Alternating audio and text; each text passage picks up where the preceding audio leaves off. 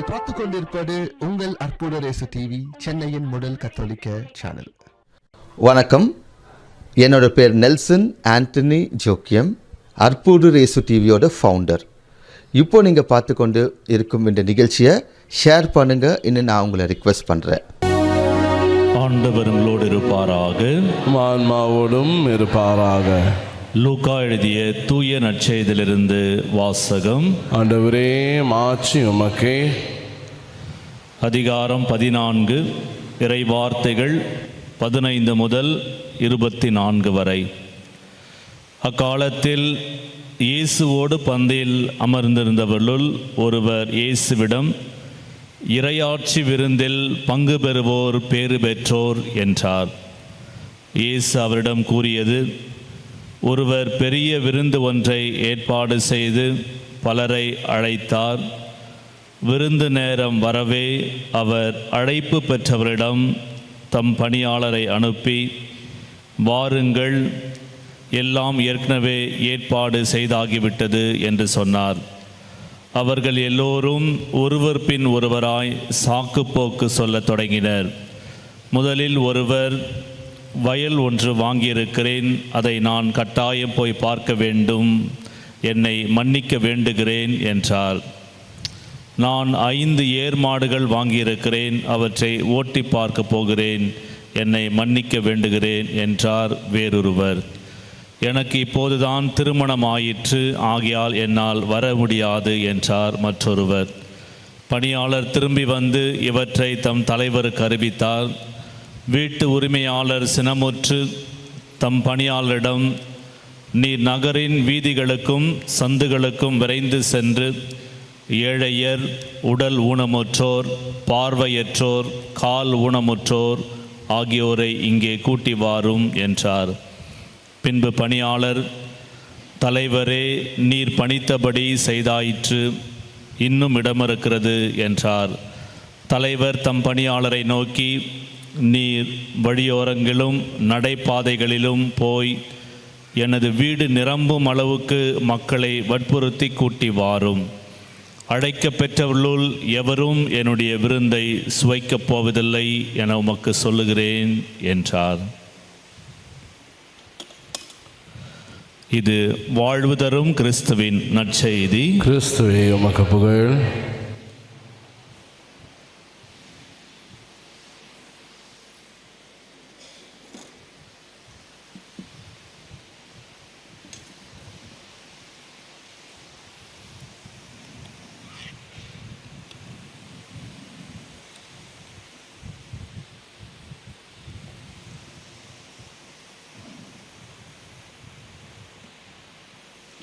அன்புக்கினிய சகோதர சகோதரிகளே,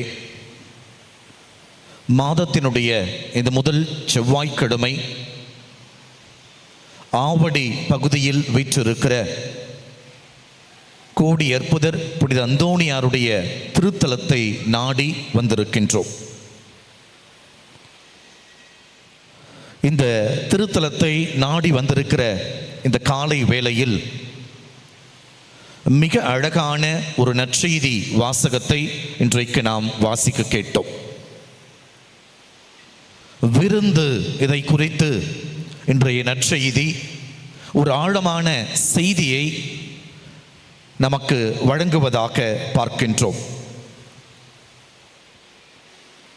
பழைய ஏற்பாட்டிலே,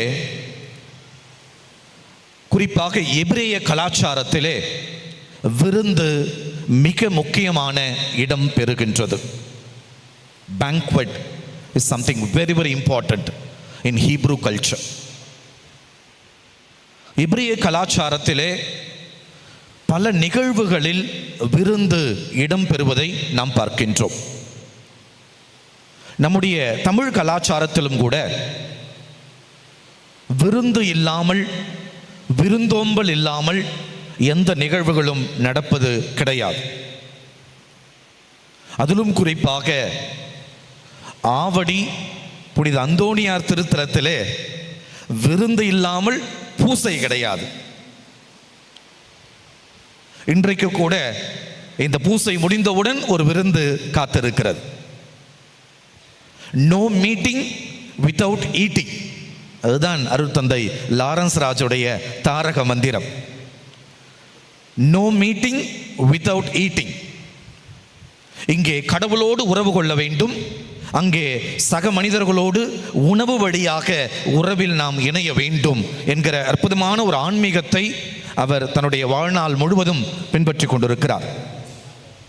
ஒருவேளை பழைய ஏற்பாட்டிலிருந்து ஆண்டவர் இயேசு கொடுத்த விருந்திலிருந்து இதை அவர் கற்றுக்கொண்டார் என நாம் பார்க்கின்றோம். அன்புக்கினவர்களே, இஸ்ரேல் மக்களுடைய சமயம் சார்ந்த எல்லா நிகழ்வுகளிலும் விருந்து கொண்டாடப்பட்டிருக்கின்றது. பாஸ்காவும் புளிப்பற்ற அப்ப விழாவும் நாம் வாசிக்கின்றோம். பழைய ஏற்பாட்டிலே அறுவடை பெருவிழா என ஒன்று இருக்கின்றது. பழைய ஏற்பாட்டிலே புத்தாண்டு பெருவிழா என ஒன்று இருக்கின்றது. பழைய ஏற்பாட்டிலே பாவ கடுவாய் நிறைவேற்றும் விழா என ஒன்று இருக்கின்றது.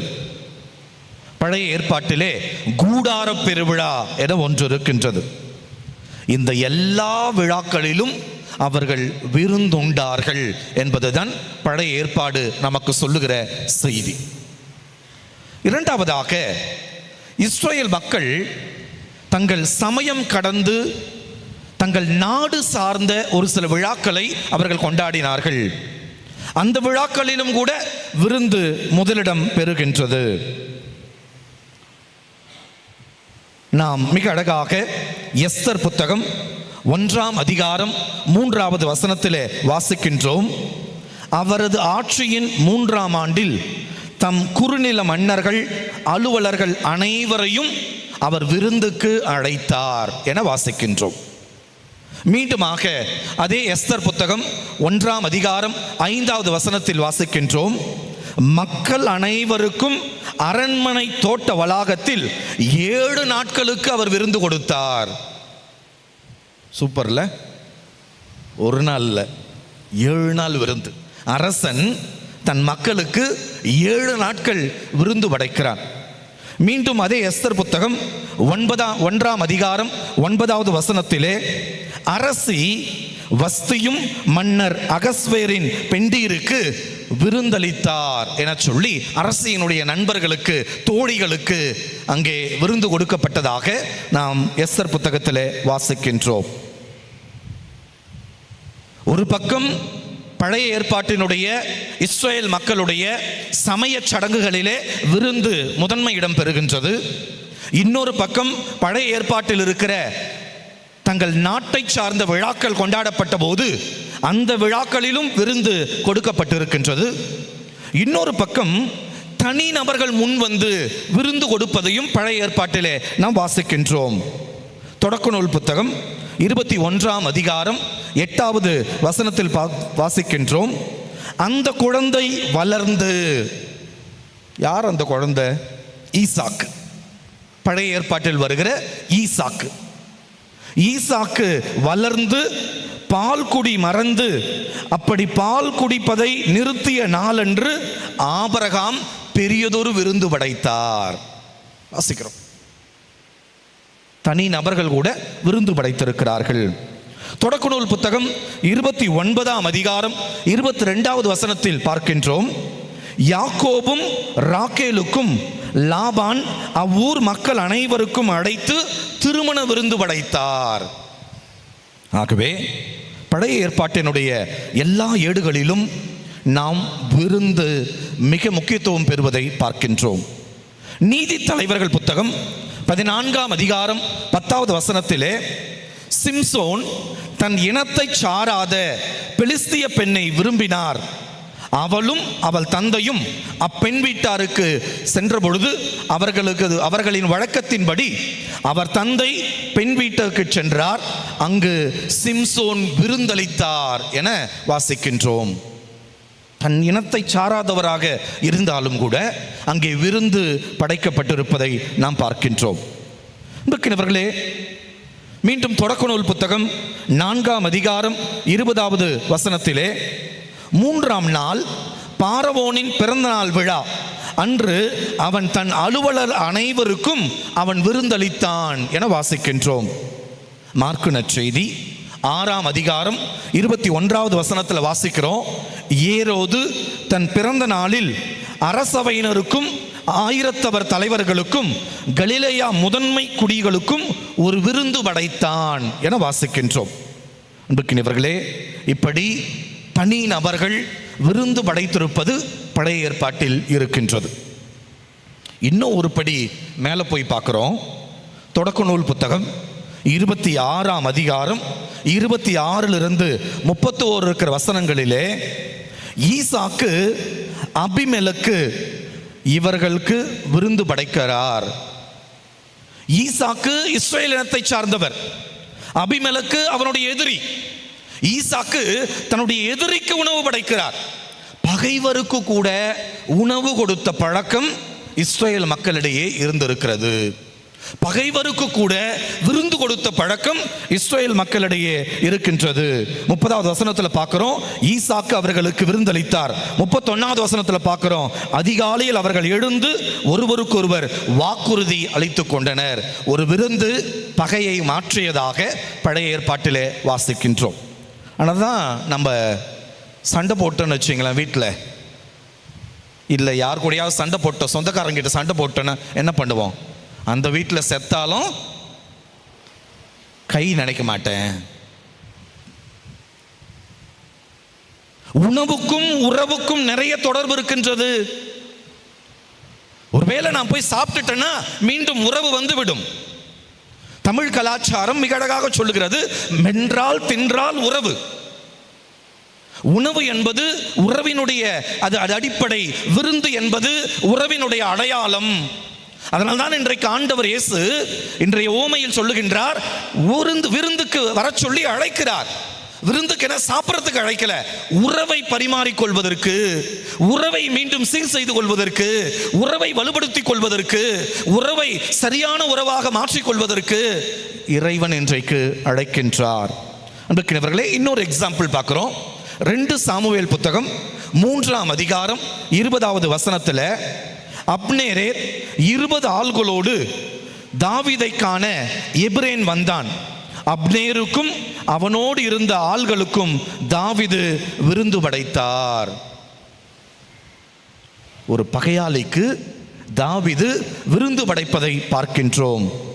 பகைவன் உடன்படிக்கையின் அடையாளமாக மாறி போகின்றான். அதுதான் அந்த பகுதி. சண்டை போடுவதற்காக வந்தான், தாவீதை கொல்வதற்காக வந்தான், தாவீதை கொன்று இஸ்ரவேல் மக்களை அடிமையாக்குவதற்காக வந்தான். ஆனால் இஸ்ரவேல் மக்களை அடிமையாக்க வந்தவனுக்கு தாவீது ஒரு அழகான விருந்து படைக்கிறார். அந்த விருந்தை உண்ட பிறகு அவர்களிடையே ஒரு உடன்படிக்கை ஏற்படுகின்றது. உடன்படிக்கை ஏற்பட்டவுடன் அங்கே சண்டை நிறுத்தப்படுகின்றது. அன்புக்கினவர்களே, that is the power of banquet.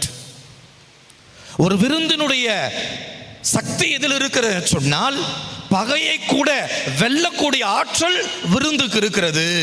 கடவுள் அப்படிப்பட்ட விருந்தைத்தான் இன்றைக்கு படைப்பதாக இன்றைய நற்செய்தி வாசகத்தில் நாம் வாசிக்கின்றோம். இன்றைய நற்செய்தி வாசகத்தில் அரசன் விருந்தொன்றை ஏற்பாடு செய்திருக்கிறான். எல்லோரையும் அழைப்பதற்காக போகின்றான். அழைத்தவர்கள் அந்த விருந்தில் பங்கேற்பதற்கு வரவில்லை. ஆகவே நீங்கள் போய் சாலையோரங்களில் காணும் எல்லாரையும் திருமண விருந்திற்கு அழைத்து வாருங்கள் என சொல்லி இன்றைய நற்செய்தி சொல்லுகின்றது. அன்புக்கினவர்களே, இறைவன் நம் எல்லோருக்கும் விருந்து படைக்கிறார். தனது அன்பு என்கிற விருந்தை நம் எல்லோருக்கும் படைக்கிறார். இரக்கம் என்கிற விருந்தை நம் எல்லோருக்கும் படைக்கிறார். மன்னிப்பு என்கிற விருந்தை நம் எல்லோருக்கும் படைக்கிறார். ஆசீர்வாதம் என்கிற விருந்தை நம் எல்லோருக்கும் படைக்கிறார். மேன்மையான வாழ்வு என்கிற விருந்தை நம் எல்லோருக்கும் படைக்கிறார். துன்ப துயரங்களிலிருந்து விடுதலை என்கிற விருந்தை நம் எல்லோருக்கும் படைக்கிறார். நோய்களிலிருந்து விடுபட வேண்டும் என்கிற விருந்தை நம் எல்லோருக்கும் படைக்கிறார். கடவுள் நம் எல்லோருக்கும் எல்லா சூழ்நிலையிலும் விருந்து படைத்துக் கொண்டே இருக்கிறார். ஆனால் நாம் தான் அந்த விருந்தில் பங்கேற்காமல் போய்கொண்டே இருக்கிறோம். அதனால்தான் அந்த ஆசீர்வாதத்தை அவர் சாலை ஓரங்களில் விருந்துக்கு வராதவர்களுக்கு கூட அவர் கொடுப்பதாக இன்றைய நற்செய்தி மிக அழகாக சுட்டிக்காட்டுகின்றது. அன்புக்குரியவர்களே, 3 அழகான செய்திகளை சொல்லி நான் நிறைவு செய்ய ஆசைப்படுகின்றேன். கடவுள் படைக்கிற விருந்து என்பது அடிப்படையில் உறவின் அடையாளம். It's a relationship. உங்களுக்கும் உங்கள் கடவுளுக்கும் இடையே என்ன உறவு இருக்கின்றது? உங்களுக்கும் உங்கள் கடவுளுக்கும் இடையே உங்கள் ரிலேஷன்ஷிப் என்ன?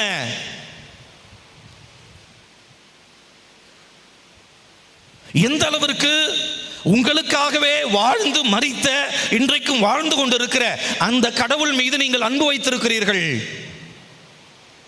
வெறுமனே திருப்பலிக்கு வந்து போவது, வழிபாடுகளில் பங்கேற்பது மட்டும் உறவல்ல. இவைகளை கடந்து நான் என் இயேசுவோடு எப்பேற்பட்ட உறவு நிலையில் இருக்கின்றேன். அன்புக்குரியவர்களே, உண்ட வீட்டுக்கு ரெண்டகம் செய்யக்கூடாது இல்லையா? நம்ம தமிழ் வார்த்தை ரொம்ப அழகா அடிக்கடி பயன்படுத்துவோம். உண்ட வீட்டுக்கு ரெண்டகம் பண்ணாத. எத்தனை முறை கடவுள் நற்கரை என்கிற விருந்தை நமக்கு படைத்திருக்கிறார். அந்த நற்கரை என்கிற விருந்தை உண்டுவிட்டு அவருக்கே நான் ரெண்டகம் செய்திருக்கிறேன்.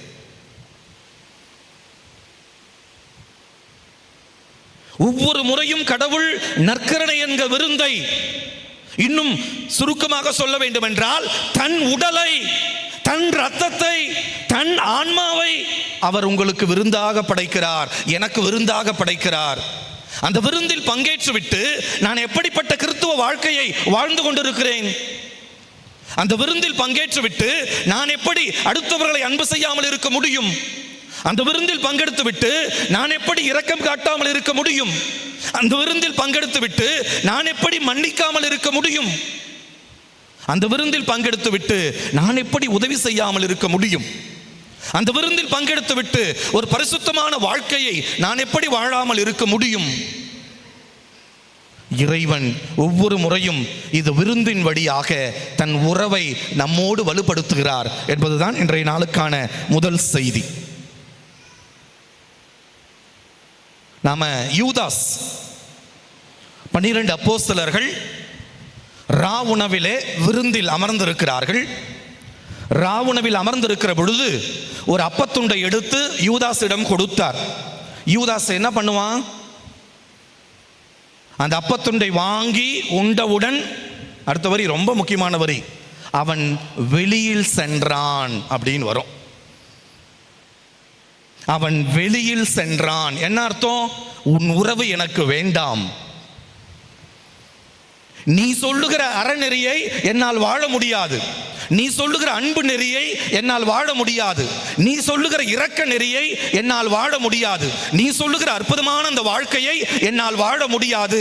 நீ சொல்லுகிற ஒழுக்கமான ஒரு கிறிஸ்தவ வாழ்க்கையை என்னால் வாழ முடியாது என சொல்லி அவன் அப்பத்துண்டை பெற்றவுடன் வெளியில் போனான். அடுத்த வரி ரொம்ப முக்கியம். அதுவோ இரவு நேரம் வரும். அதுவோ இரவு நேரம். ரொம்ப அழகா ராவுணவு நேரத்தில் தன் அப்பத்துண்டை பெற்றுக்கொண்டவுடன் வெளியே போனான் என வாசிக்கின்றோம். உறவை அறுத்து கொள்வதற்காக, உண்ட வீட்டுக்கு ரெண்டகம் செய்வதற்காக அவன் வெளியே போனான். விருந்து என்பது இட் ஷுட் பைண்ட் அஸ். அது நமது உறவை வலுப்படுத்த வேண்டுமே தவிர உறவிலிருந்து அறுபட்டு கொண்டு போகக்கூடாது. இன்றைக்கு இறைவன் நமக்கு ஒரு விருந்து படைக்கிறார். இது எப்பேற்பட்ட விருந்து என சொன்னால், அவரோடு நல் உறவில் நாம் வளர்வதற்கான ஒரு அழகான விருந்தை இறைவன் படைக்கிறார் என்பதை நாம் புரிந்து கொள்வோம். இரண்டாவதாக, விருந்து என்பது மகிழ்ச்சியின் அடையாளம், கொண்டாட்டத்தின் அடையாளம். விவிலியத்தில் காணாமல் போன நாணயம் ஓமை நாம் வாசிக்கின்றோம். காணாமல் போய் இருக்கிற நாணயமோ ஒன்றும் பெரிய காசு ஒன்றும் இல்லை, சில்லறை காசு தான். காணாமல் போய் இருக்கிற நாணயத்தை கண்டுபிடித்தவுடன் அந்த வீட்டில் என்ன நடக்குது? என்ன நடக்குது? என்ன நடக்குது? அமைதியாக இருப்பது நடந்தது. தூங்கினீங்களா எல்லாரும்? எந்திரிங்க. காணாமல் போன ஓமையில் காணாமல் போன அந்த நாணயம், அது காணாமல் போயிடுச்சு. விளக்க வச்சு தேடுறாங்க. தேடி கண்டுபிடித்தவுடன் அங்கே என்ன நடக்கிறது? அங்கே மகிழ்ச்சி. எப்படிப்பட்ட மகிழ்ச்சி? அக்கம் பக்கத்தில் இருப்பவர்களாம் கூப்பிட்டு அழைத்து அவள் விருந்து படைக்கிறாள். எங்க காணாமல் போன அந்த காசை விட அவங்க படைச்ச விருந்து ரேட் ஜாஸ்தி, செலவு ஜாஸ்தி. இருந்தாலும் காணாமல் போயிருப்பதை எனக்கு கிடைத்திருக்கிறது என்கிற மகிழ்ச்சி. விருந்து என்பது மகிழ்ச்சியின் அடையாளம். காணாமல் போன மகன் அவன் மீண்டும் திரும்பி வந்திருக்கிறான். அந்த வீட்டில் என்ன நடக்குது? அந்த வீட்டில் என்ன நடக்குது? விருந்து, விருந்து நடக்கிறது. இளம் ஆட்டை எடுத்து வெட்டுங்கள், இளம் காளையை தயார் செய்யுங்கள். விருந்து. இத்தனை நாள் அவன் காணாமல் போயிருந்தான், செத்து போயிருந்தான், அவன் மீண்டும் உயிர் பெற்று வந்திருக்கிறான், மீண்டும் வீட்டுக்கு வந்திருக்கிறான் என சொல்லி காணாமல் போன அந்த மகன் உவமையிலே மிகப்பெரிய விருந்து ஒன்று. எனவே விருந்து என்பது மகிழ்ச்சியின் அடையாளம். யாரெல்லாம் ஆண்டவருடைய விருந்தில் பங்கேற்கிறார்களோ அவர்கள் மகிழ்ச்சியாக இருக்க கற்றுக்கொள்ள வேண்டும். Christians can never be a gloomy Christians. சோகமா முக்காடு போட்டுக்கிட்டு எப்போ கேட்டாலும் என்னத்த சாமி, என்ன பண்ணுறது சாமி, இப்போதான் கோடி ரூபாய் கொடுத்துருப்பார் கடவுள், என்னத்த சாமி 1 கோடி தான் கொடுத்தாரு, இப்போதான் வண்டி வாங்கியிருப்பாங்க, என்னத்த சாமி வண்டி, ரோடு குண்டும் குழியுமா இருக்குது. Christians can never be a gloomy Christian. அழுகை கிறிஸ்தவர்கள் அல்ல நாம், மகிழ்ச்சியின் கிறிஸ்தவர்கள். நாம் எல்லாம் ஒளியின் மக்கள். நம்முடைய ஆண்டவர் ஒளியின் ஆண்டவர், நம்முடைய ஆண்டவர் மகிழ்ச்சியின் ஆண்டவர், நம்முடைய ஆண்டவர் ஆசீர்வாதத்தின் ஆண்டவர், நம்முடைய ஆண்டவர் விடுதலையின் ஆண்டவர். அப்பேற்பட்ட வல்லமை மிக்க தேவனை பெற்றிருக்கிற நான் எப்படி சோகத்தோடு சோகத்தை அப்பிக்கொண்டு எப்போது பார்த்தாலும் ஏதோ ஒன்றை இழந்தது போல் இருக்க முடியும்? கடவுள் நமக்கு படைக்கிற விருந்து மகிழ்ச்சியின் அடையாளம். அவர் தன்னையே விருந்தாக படைக்கிறார். ஆகவே ஒவ்வொரு முறையும் திருபலியிலே அவரது விருந்தில் பங்கெடுத்து விட்டு செல்லுகிற பொழுது நான் மகிழ்ச்சியோடு போக வேண்டும், மனநிறைவோடு போக வேண்டும், சந்தோஷத்தோடு போக வேண்டும், மகிழ்ச்சியோடு என் குடும்பத்தை நான் நடத்த வேண்டும். அப்போதுதான் அந்த விருந்துக்கு அர்த்தம் இருக்கின்றது. அன்புக்குரியவர்களே, மூன்றாவது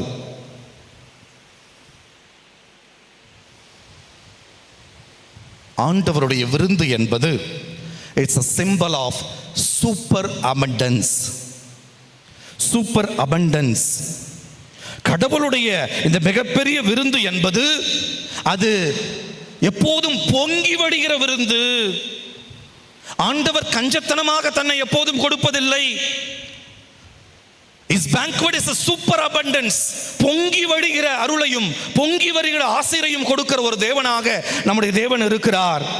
கடவுள் அளவு கடந்த ஆசீர்வாதத்தை தன் வழியாக, தன்னுடைய வார்த்தைகளின் வழியாக நமக்கு ஒவ்வொரு முறையும் கொடுத்து கொண்டிருக்கிறார். Super abundance in God's grace, super abundance in God's blessing, super abundance in God's joy, super abundance in forgiveness. எல்லாவற்றிலுமே அளவு கடந்தவராக அவர் இருக்கிறார். அன்பு செய்வதில் அளவு கடந்தவர், இரக்கம் காட்டுவதில் அளவு கடந்தவர், மன்னிப்பதில் அளவு கடந்தவர், சினம் கொள்வதில் தாமதிப்பவர், மகிழ்ச்சி படுத்துவதிலே அளவு கடந்தவர். இன்றைக்கு இந்த முதல் செவ்வாய்க்கிழமையிலே புதுமைகளை செய்ய போகிறாரே, அந்த புதுமைகளிலே அளவு கடந்தவராக அவர் இருக்கிறார்.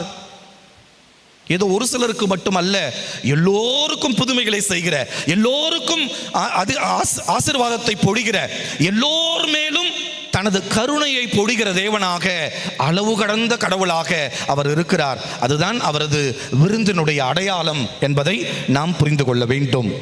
அன்புக்குரியவர்களே, அப்ப ஆண்டவர் தருகிற இந்த மகிழ்ச்சி என்கிற விருந்தை, ஆண்டவர் தருகிற அளவு கடந்த இந்த விருந்தை, ஆண்டவர் தருகிற இந்த அற்புதமான உறவு என்கிற விருந்தை நான் சம்பாதித்துக் கொள்ள என்ன செய்ய வேண்டும்? 3 காரியங்களை நான் செய்ய வேண்டும். 1, என் வாழ்வை நற்செயல்களால் நிரப்ப வேண்டும். Just by prayer you cannot receive this banquet. வெறும் ஜெபத்தின் வழியாக மட்டும் இந்த விருந்தை நான் உண்டுவிட முடியாது, பெற்றுவிட முடியாது. எப்போது எனக்கு கடவுள் இந்த விருந்தை முழுமையாக கொடுக்கிறார் என சொன்னால், ஜெபத்தை கடந்து இந்த ஜெபத்தை நான் செயல் வடிவம் மாற்றுகின்ற பொழுது, செயலாக மாற்றுகின்ற பொழுது, அந்தோனியார் கோவிலுக்கு போனேன், ஜெபித்தேன், திருப்பலியில் பங்கெடுத்தேன், ஆராதனையில் பங்கெடுத்தேன், ஆசீர்வாதத்தை பெற்றுக்கொண்டேன் என நிறுத்திக் கொண்டால் இந்த வழிபாடு சிலை வழிபாடாக மாறி போய்விடும். இது எப்போது அர்த்தமுள்ளதாக மாறுகிறது என சொன்னால், என் செயல்களிலே இந்த வழிபாடு வெளிப்பட வேண்டும், என் செயல்களிலே கிறிஸ்து வெளிப்பட வேண்டும், என் செயல்களிலே கிறிஸ்துவினுடைய அன்பு வெளிப்பட வேண்டும். நல்ல செயல்களை நான் வாழ்வதின் வழியாக கடவுளுடைய விருந்திலே நான் பங்கேற்கின்றேன். இரண்டாவது, இந்த விருந்தில் நான் பங்கேற்பது போல மற்றவர்களும் பங்கேற்பதற்காக நீங்கள் எல்லோரையும் அழைத்து வர வேண்டும். இன்றைய நற்செய்தியில தலைவன் விருந்தை ஏற்பாடு செய்துவிட்டு விருந்தாளிகளுக்காக காத்திருக்கிறான். யாரும் வரவில்லை. இயேசு படைக்கிற அந்த விருந்திலே நானும் நீங்களும் மட்டும் பங்கெடுத்து மகிழ்ச்சி அடைந்தால் போதாது. நம்மை போல எத்தனையோ பேர் கடவுளுடைய அன்புக்காக ஏங்கிக் கொண்டிருக்கிறார்கள், கடவுளுடைய இரக்கத்திற்காக ஏங்கிக் கொண்டிருக்கிறார்கள், கடவுளுடைய ஆசீர்வாதத்திற்காக ஏங்கிக் கொண்டிருக்கிறார்கள், கடவுள் செய்கிற புதுமைகளை தன் வாழ்க்கையில் காண வேண்டும் என சொல்லி காத்திருக்கிறார்கள். அவர்கள் எல்லோரையும் நீங்கள் அழைத்து வர வேண்டும். நான் அனுபவித்தேன், நீயும் வந்து அனுபவி. நான் பெற்றுக்கொண்டேன், நீயும் வந்து பெற்றுக்கொள். நான் உண்டு மகிழ்ந்திருக்கிறேன், நீயும் வந்து உண்டு மகிழ். நான் அந்த அன்பை சுவைத்திருக்கிறேன், நீயும் வந்து அன்பை சுவைத்திடு. நான் புதுமைகளை பார்த்திருக்கிறேன், இதோ அதற்கு நானே சாட்சி, நீயும் சாட்சியாக மாறு என சொல்லி நம் குடும்பத்தில், நம் குடும்பத்தை சாராதவர்கள், நமக்கு தெரிந்தவர்கள் எல்லோரையும் இந்த விருந்தில் பங்கேற்பதற்கு அழைத்து வருகின்ற பொழுது இந்த விருந்து அர்த்தம் பெறுகின்றது. மூன்றாவது, தாராள உள்ளத்தோடு இறைவனுக்கு நன்றி சொல்ல கற்றுக்கொள்ள வேண்டும். Not just receiving alone. பெற்றுக்கொள்வது மட்டுமல்ல கிறிஸ்தவம், கொடுப்பதும் கிறிஸ்தவம். முதலில் இறைவனுக்கு நன்றி சொல்ல வேண்டும். அந்த நன்றியின் வெளிப்பாடாக 4 பேருக்கு நல்லதை செய்ய வேண்டும். அதுதான் உண்மையான விருந்தினுடைய அடையாளமாக மாறுகின்றது. அன்புக்கினவர்களே, இன்றைய இந்த மாதத்தினுடைய முதல் செவ்வாய்க்கிழமையிலே இந்த இறை வார்த்தையின் வழியாக இறைவன் எனக்கும் உங்களுக்கும் ஒரு விருந்து படைத்திருக்கிறார். வாருங்கள், நாமும் அந்த விருந்தில் பங்கேற்று உறவை வலுப்படுத்திக் கொள்வோம். அந்த விருந்தில் பங்கெடுத்து மகிழ்ச்சியாக இருப்பதற்கு முயற்சி செய்வோம். அந்த விருந்தில் பங்கெடுத்து அந்த விருந்து நமக்கு சொல்லுகிற அளவு கடந்த ஆசீர்வாதத்தை இன்றைக்கு பெற்றுக்கொள்வோம். அதோடு நிறுத்தாமல் அதை கொண்டு போய் மற்றவர்களுக்கும் கொடுப்போம். மற்றவர்களும் இந்த விருந்தில் பங்கேற்க அவர்களை அழைத்து வருவோம். அப்போது கடவுள் தரும் விருந்து அர்த்தமுள்ளதாக, ஆழமானதாக, உண்மையுள்ளதாக அது மாறுகிறது. ஆமேன். நீங்கள் பார்த்துக் கொண்டிருப்பது உங்கள் அற்புத இயேசு டிவி, சென்னையின் முதல் கத்தோலிக்க சேனல். வணக்கம், என்னோட பேர் நெல்சன் ஆண்டனி ஜோக்கியம், அற்புத இயேசு டிவியோட ஃபவுண்டர். இப்போ நீங்கள் பார்த்து கொண்டு இருக்கும் இந்த நிகழ்ச்சியை ஷேர் பண்ணுங்கள், இன்னும் நான் உங்களை ரிக்வெஸ்ட் பண்ணுறேன்.